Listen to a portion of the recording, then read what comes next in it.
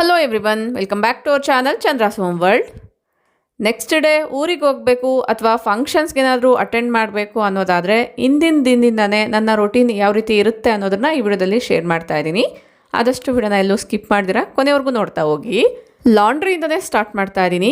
ಫಂಕ್ಷನ್ಸ್ಗೆ ಅಥವಾ ಟ್ರಿಪ್ ಅಥವಾ ಟ್ರಾವೆಲ್ ಎಲ್ಲಾದರೂ ಮಾಡ್ತೀವಿ ಅನ್ನೋದಾದರೆ ತುಂಬ ರೀತಿಯ ಬಟ್ಟೆಗಳನ್ನ ತೊಗೊಂಡೋಗಿರ್ತೀವಿ. ಬಂದಮೇಲೆ ಆ ಬಟ್ಟೆಗಳೆಲ್ಲ ವಾಶ್ ಮಾಡಲೇಬೇಕಾಗುತ್ತೆ. ಟ್ರಾವೆಲ್ ಮಾಡಿ ಬಂದಮೇಲೆ ಸ್ಟ್ರೆಸ್ ಇಲ್ದಿರ ಆ ಒಂದು ಬಟ್ಟೆಗಳನ್ನ ವಾಶ್ ಮಾಡಬೇಕು ಅನ್ನೋದಾದರೆ ಟ್ರಾವೆಲ್ ಸ್ಟಾರ್ಟ್ ಮಾಡೋದಕ್ಕಿಂತ ಮುಂಚೆನೇ ಅಟ್ ಪ್ರೆಸೆಂಟ್ ಮನೆಯಲ್ಲಿರುವಂತಹ ವಾಶ್ ಮಾಡಬೇಕಾಗಿರುವಂತಹ ಎಲ್ಲ ಬಟ್ಟೆಗಳನ್ನ ವಾಶ್ ಮಾಡಿ ಅದರ ಜಾಗದಲ್ಲಿ ಇಟ್ಟರೆ ಬೆಟರು. ಈಗ ನಾನಿಲ್ಲಿ ಲಾಂಡ್ರಿ ಬಾಸ್ಕೆಟ್ಸಲ್ಲೆಲ್ಲ ಬಟ್ಟೆಗಳು ಏನು ಕಲೆಕ್ಟ್ ಮಾಡ್ಕೊಂಡಿದ್ದೆ ಅದನ್ನು ಸಪ್ರೇಟ್ ಮಾಡ್ಕೊಳ್ತಾ ಇದ್ದೀನಿ. ಹ್ಯಾಂಡ್ ವಾಶ್ ಮಾಡೋವಂಥದ್ದು, ಮೆಷಿನ್ ವಾಶ್ ಮಾಡೋವಂಥದ್ದೆಲ್ಲ ಕೂಡ ಸಪ್ರೇಟ್ ಮಾಡಿಕೊಂಡು ಫಸ್ಟು ಮಿಷಿನಲ್ಲಿ ವಾಶ್ ಮಾಡಬೇಕಾಗಿರುವಂಥ ಬಟ್ಟೆಗಳನ್ನ ಒಗೆಯೋದಕ್ಕೋಸ್ಕರ ಹಾಕ್ತಾ ಇದ್ದೀನಿ. ಸಮ್ಮರ್ ಆಗಿರೋ ಕಾರಣ ತುಂಬ ಸ್ವೆಟ್ ಆಗ್ತಾ ಇರ್ತೀವಿ. ಬಟ್ಟೆಗಳಲ್ಲಿರುವಂಥ ಸ್ವೆಟ್ಸ್ ಮೇಲೆಲ್ಲ ನೀಟಾಗಿ ವಾಶ್ ಆಗಬೇಕು ಅನ್ನೋದಾದರೆ ಆದಷ್ಟು ಆಪ್ಷನ್ಸ್ನ ಸೆಲೆಕ್ಟ್ ಮಾಡ್ಕೊಳ್ಬೇಕಾದ್ರೆ ಪ್ರೀ ವಾಶು, ಸೋಕ್ ಮತ್ತು ಎಕ್ಸ್ಟ್ರಾ ರಿನ್ಸ್ ಅನ್ನೋ ಆಪ್ಷನ್ನ ಸೆಲೆಕ್ಟ್ ಮಾಡಿಕೊಂಡ್ರೆ ಬಟ್ಟೆಗಳು ನೀಟಾಗಿ ವಾಶ್ ಆಗುತ್ತೆ.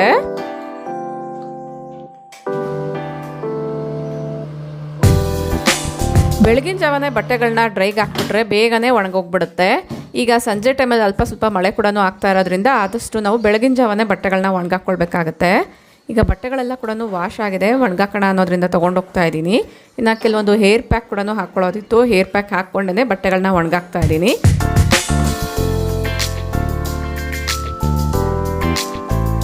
ಬಟ್ಟೆಗಳು ಒಣಗಾಕ್ಬೇಕಾದ್ರೂ ಸ್ವಲ್ಪ ತಿಕ್ಕಾಗಿ ಮಂದವಾಗಿರುವಂಥ ಬಟ್ಟೆಗಳನ್ನ ಚೆನ್ನಾಗಿ ಬಿಸಿಲು ಬೀಳುವಂತಹ ಜಾಗದಲ್ಲಿ ಒಣಗಾಕ್ಬೇಕಾಗತ್ತೆ. ಸ್ವಲ್ಪ ತೆಳ್ಳಗಿರುವಂಥ ಟವಲ್ಸ್ನೆಲ್ಲ ಕೂಡ ನೆರಳಲ್ಲೇ ಒಣಗಾಕ್ಕೊಳ್ಬೋದು. ಇದೆಲ್ಲರಿಗೂ ಗೊತ್ತಿರೋಂಥ ವಿಚಾರನೇ, ಮೇ ಬಿ ಯಾರಿಗಾದ್ರೂ ಯೂಸ್ ಆಗುತ್ತೇನೋ ಅನ್ನೋದ್ರಿಂದ ಶೇರ್ ಮಾಡ್ತಾ ಇದ್ದೀನಿ ಅಷ್ಟೇ.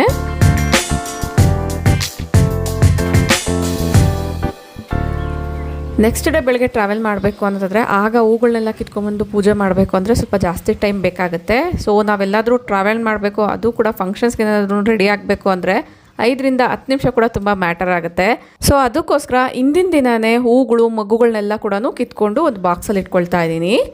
ಈ ಹೂಗಳೆಲ್ಲ ಕೂಡ ನೆಕ್ಸ್ಟ್ ಡೇ ಆದರೂ ಒಣಗೋಗ್ದಿರ ಇರಬೇಕು ಅನ್ನೋದಾದರೆ ಆದಷ್ಟು ಫ್ರಿಜ್ಜಲ್ಲಿ ಸ್ಟೋರ್ ಮಾಡ್ಕೊಂಡ್ರೇ ಬೆಟರು. ಒಂದು ಬಾಕ್ಸ್ನ ತೊಗೊಂಡು ಈ ರೀತಿ ಹೂಗಳನ್ನ ಹಾಕ್ಕೊಳ್ತಾ ಇದ್ದೀನಿ. ಕೆಳಗಡೆ ಒಂದು ಟಿಶ್ಯೂನ ಹಾಕಬೇಕಾಗತ್ತೆ.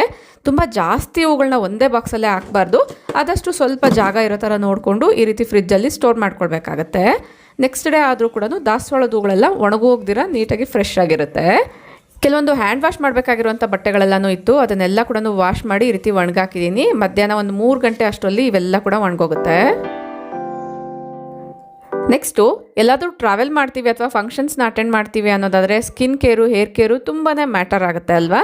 ಮಕ್ಕಳಿಗೆ ಸ್ವಲ್ಪ ನೈಲ್ಸ್ ಎಲ್ಲ ಟ್ರಿಮ್ ಮಾಡಬೇಕಾಗಿತ್ತು, ಸೊ ಅದನ್ನೇ ಇಲ್ಲಿ ಮಾಡ್ತಾ ಇದ್ದೀನಿ. ಏರ್ ಕೇರು, ಸ್ಕಿನ್ ಕೇರ್ಗೆ ಸಂಬಂಧಪಟ್ಟಿರುವಂಥ ಕೆಲವೊಂದು ವೀಡಿಯೋಸ್ನ ಈಗಾಗಲೇ ನಾನು ಶೇರ್ ಮಾಡಿದ್ದೀನಿ. ಅದಕ್ಕೋಸ್ಕರ ಇಲ್ಲಿ ಡೀಟೇಲ್ ಆಗಿ ಇನ್ಕ್ಲೂಡ್ ಮಾಡ್ತಾ ಇಲ್ಲ. ಇಂಟ್ರೆಸ್ಟ್ ಇರೋರು ಚೆಕ್ ಮಾಡಿ.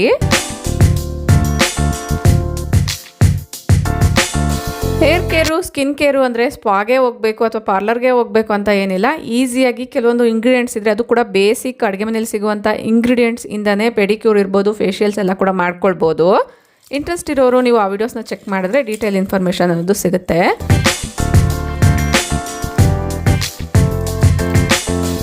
ಮುಖಕ್ಕೆ ಒಂದು ಡಿ10 ಪ್ಯಾಕ್ನ ಹಾಕಿದ್ದೆ, ಅದೆಲ್ಲ ಕೂಡ ನೀಟಾಗಿ ಡ್ರೈ ಆಗಿತ್ತು. ಒಂದು 15 ನಿಮಿಷ ಆದಮೇಲೆ ಈಗ ಫೇಸ್ ವಾಶ್ ಮಾಡ್ಕೊಳ್ತಾ ಇದ್ದೀನಿ.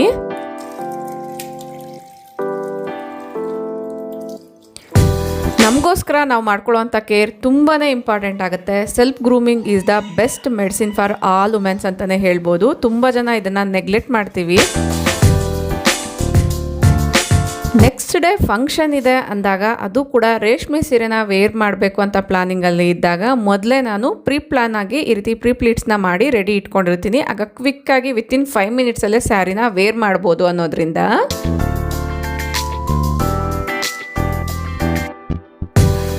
ಫಸ್ಟು ನಾನು ಈ ಪಲ್ಲು ಏರಿಯಾ ಏನಿರುತ್ತೆ ಅದನ್ನು ಎಷ್ಟು ಪ್ಲೀಟ್ಸ್ ಎಲ್ಲ ಅಗಲವಾಗಿ ಬೇಕೋ ನೋಡಿಕೊಂಡು ಫೋಲ್ಡ್ ಮಾಡಿ ಐರನ್ ಮಾಡ್ಕೊಳ್ತಾ ಇದ್ದೀನಿ. ಈಗ ಫ್ರಂಟ್ ಸೆಕ್ಷನ್ ಏನು ಬರುತ್ತೆ ಅದನ್ನು ಕೂಡ ಈ ರೀತಿ ಐರನ್ ಮಾಡ್ಕೊಳ್ತಾ ಇದ್ದೀನಿ.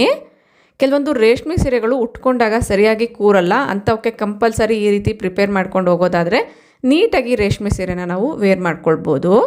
ನೆಕ್ಸ್ಟು ಈಗ ಮೆಜರ್ಮೆಂಟ್ ಪ್ರಕಾರ ನೋಡಿಕೊಂಡು ಪ್ಲೀಟ್ಸ್ ಅನ್ನೋದು ಎಲ್ಲಿಂದ ಸ್ಟಾರ್ಟ್ ಆಗಬೇಕು, ಫ್ರಂಟ್ ಪ್ಲೀಟ್ಸ್ ಅನ್ನೋದು ಚೆಕ್ ಮಾಡ್ಕೊಳ್ತಾ ಇದ್ದೀನಿ. ಈ ಒಂದು ಪ್ಲೀಟ್ಸ್ನ ಕೂಡ ಈ ರೀತಿ ಸೇಫ್ಟಿ ಪಿನ್ ಸಹಾಯದಿಂದ ಸೆಕ್ಯೂರ್ ಮಾಡಿ ಒಂದ್ಸರಿ ಐರನ್ ಮಾಡ್ಕೊಳ್ತೀನಿ. ಆಮೇಲೆ ಬಾಕ್ಸ್ ಟೈಪಲ್ಲಿ ಇದನ್ನು ಫೋಲ್ಡ್ ಮಾಡಿ ಇಟ್ಕೊಳ್ಳೋದಾದರೆ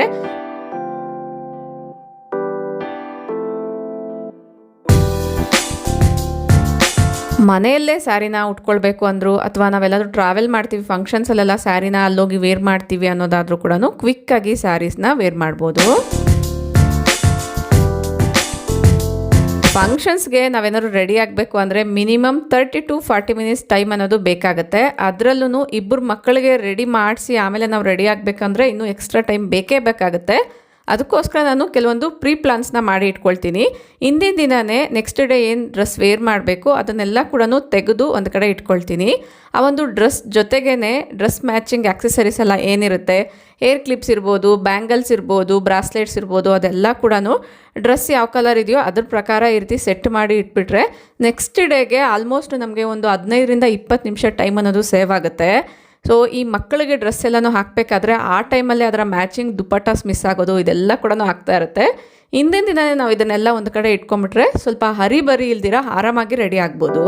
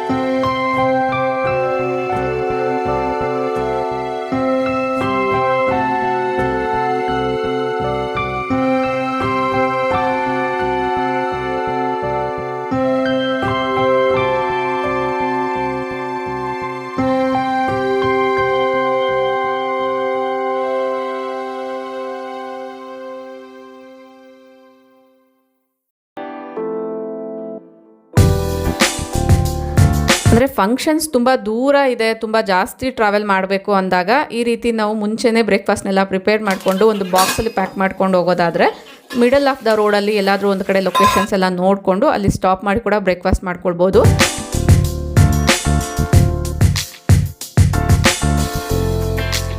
ತುಂಬ ಅರ್ಲಿಯಾಗಿ ಸ್ಟಾರ್ಟ್ ಆಗ್ತೀವಿ ಅಂದಾಗ ಬೆಳಗಿನ ಜಾವನೇ ಬ್ರೇಕ್ಫಾಸ್ಟ್ ಎಲ್ಲ ತಿನ್ನೋಕ್ಕೆ ಆಗಲ್ಲ. ಸೊ ಅಂಥ ಟೈಮಲ್ಲಿ ಈ ರೀತಿ ನಾನು ಫಾಲೋ ಮಾಡ್ತಾ ಇರ್ತೀನಿ. ಒನ್ ಡೇ ಅಲ್ಲೇ ಟ್ರಾವೆಲ್ ಮಾಡಿ ಬರ್ತೀವಿ ಅಂದಾಗ home food is the best. ಈ ಒಂದು ಆಪ್ಷನ್ ನಮಗೆ ಸಿಗುತ್ತೆ. ಅದೇ ಒಂದು 2-3 ದಿನ ಟ್ರಾವೆಲ್ ಮಾಡ್ತೀವಿ ಅಂದರೆ ಈ ಒಂದು ಆಪ್ಷನ್ಸ್ ಎಲ್ಲ ಇರಲ್ಲ. ಜಸ್ಟ್ ಅಟ್ಲೀಸ್ಟ್ ಒನ್ ಡೇಗಾದರೂ ಕೂಡ ನಾವು ಹೋಮ್ ಮೇಡ್ ಫುಡ್ನ ಪ್ರಿಪೇರ್ ಮಾಡ್ಬೋದು. ಫಂಕ್ಷನ್ಸ್ ಎಲ್ಲ ಅಟೆಂಡ್ ಮಾಡ್ತೀವಿ ಅಂದರೆ ಹೇಗೂ ಅಲ್ಲಿ ಫುಡ್ನ ನಾವು ತೊಗೊಳ್ಳೇಬೇಕಾಗತ್ತೆ. ನಾನಿಲ್ಲಿ ಸಿಂಪಲ್ ಆಗಿರುವಂಥ ಚಿತ್ರಾನ್ನ ಮಾಡ್ತಾ ಇದ್ದೀನಿ. ಜಸ್ಟ್ ನಿಮಗೆ ಲಾಸ್ಟ್ ವಿಡಿಯೋಸಲ್ಲೆಲ್ಲ ಕೂಡ ತೋರಿಸ್ತೀನಿ ಲೆಮನ್ ರೈಸ್ನ ಮಾಡೋದು. ಬಟ್ ಇಲ್ಲಿ ಯಾವುದೇ ರೀತಿ ಮಸಾಲಾನ ಯೂಸ್ ಮಾಡ್ತೀರಾ, ತುಂಬ ಸಿಂಪಲ್ಲಾಗಿ ತುಂಬ ಟೇಸ್ಟಿಯಾಗಿರುತ್ತೆ. ದೇವಸ್ಥಾನದ ಸ್ಟೈಲು ಚಿತ್ರಾನ್ನ ಅಂತಲೇ ಹೇಳ್ಬೋದು. ಇನ್ನು ಈ ರೀತಿ ರೆಸಿಪಿಗಳಿಗೆ ರೈಸ್ ಎಷ್ಟು ಉದುರುದ್ರಾಗಿರುತ್ತೋ ಅಷ್ಟು ಟೇಸ್ಟಿಯಾಗಿರುತ್ತೆ. ಆದಷ್ಟು ಈ ರೀತಿ ಕುಕ್ಕರ್ ಅಗಲವಾಗಿರುವಂಥದ್ದನ್ನು ಸೆಲೆಕ್ಟ್ ಮಾಡಿಕೊಂಡ್ರೆ ರೈಸ್ ತುಂಬ ಉದುರುದ್ರಾಗಿ ಬರುತ್ತೆ. ಈ ರೀತಿ ಬ್ರೇಕ್ಫಾಸ್ಟ್ನ ಸೆಲೆಕ್ಟ್ ಮಾಡ್ಕೊಳ್ಳೋದಾದರೆ ನೈವೇದ್ಯಕ್ಕೋಸ್ಕರ ಕೂಡ ಇದನ್ನು ಇಡ್ಬೋದು.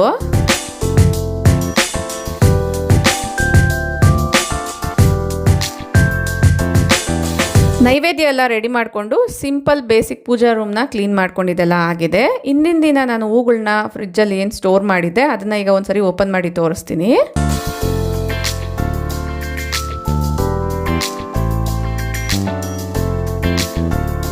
ನೋಡ್ತಾ ಇದ್ದೀರಲ್ಲ, ದಾಸವಾಳದ ಹೂಗಳು ಕೂಡ ತುಂಬ ಫ್ರೆಶ್ ಆಗಿದೆ. ಪೂಜೆ ಎಲ್ಲ ಆದಮೇಲೆ ತೋರಿಸ್ತೀನಿ.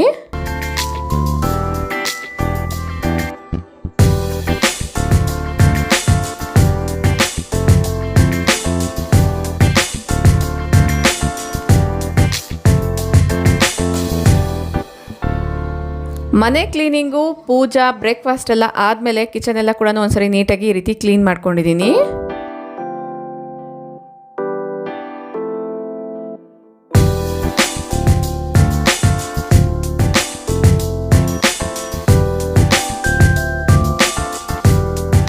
ಒನ್ಸ್ ಎಲ್ಲ ಕೆಲಸ ಮುಗಿದ್ಮೇಲೆ ಈಗ ರೆಡಿ ಆಗೋಣ ಅನ್ನೋದ್ರಿಂದ ಫಸ್ಟಿಗೆ ನಾನು ಪೂಜೆಗೆಲ್ಲ ಹೂಗಳೆಲ್ಲ ಏನಿಟ್ಟಿದ್ದೆ ಅದೇ ಹೂವನ್ನ ಮುಡ್ಕೊಳ್ಳೋಣ ಅನ್ನೋದ್ರಿಂದ ಈ ರೀತಿ ತಗೊಳ್ತಾ ಇದ್ದೀನಿ.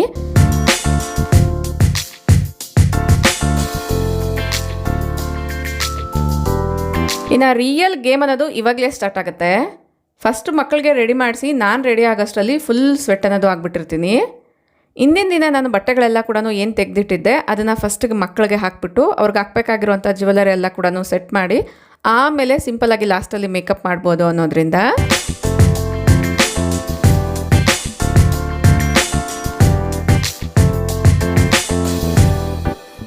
ಹೇರ್ ಕೇರ್ ಬಗ್ಗೆ ಕೂಡ ನಾನು ಕೆಲವೊಂದು ವೀಡಿಯೋಸ್ನ ಶೇರ್ ಮಾಡಿದ್ದೀನಿ. ನೀವು ಯಾರಾದರೂ ನೋಡಿಲ್ಲ ಅನ್ನೋದಾದರೆ ಒಂದ್ಸರಿ ಚೆಕ್ ಮಾಡಿ.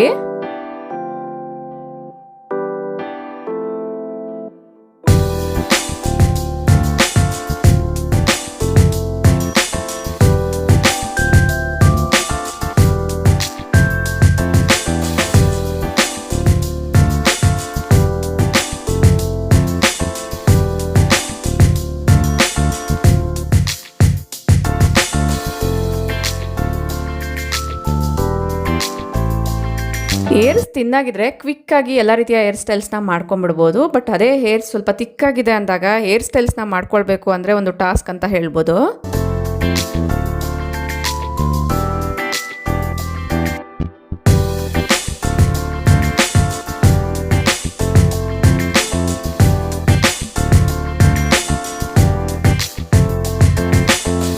ಈ ವಿಡಿಯೋ ನಿಮಗೆ ಇಷ್ಟ ಆಗಿದೆ ಅಂತ ಅಂದ್ಕೊಳ್ತೀನಿ. ಇಷ್ಟ ಆದರೆ ಈಗಲೇ ಒಂದು ಲೈಕ್ ಮಾಡಿ, ನಿಮ್ಮ ಫ್ರೆಂಡ್ಸ್ ಆ್ಯಂಡ್ ಫ್ಯಾಮಿಲಿ ಜೊತೆಗೂ ಶೇರ್ ಮಾಡಿ. ನಿಮ್ಮ ಅನಿಸಿಕೆ ಅಭಿಪ್ರಾಯಗಳನ್ನ ನನಗೆ ಕಮೆಂಟಲ್ಲಿ ತಿಳಿಸಿ. ಇನ್ನೊಂದು ಇಂಟ್ರೆಸ್ಟಿಂಗ್ ಆಗಿರುವಂಥ ವಿಡಿಯೋ ಜೊತೆಗೆ ಮತ್ತೆ ಸಿಗ್ತೀನಿ. ಅಲ್ಲಿವರೆಗೂ ಟೇಕ್ ಕೇರ್, ಬಾಯ್ ಬಾಯ್, ನಮಸ್ತೆ, ಥ್ಯಾಂಕ್ ಯು ಫಾರ್ ವಾಚಿಂಗ್.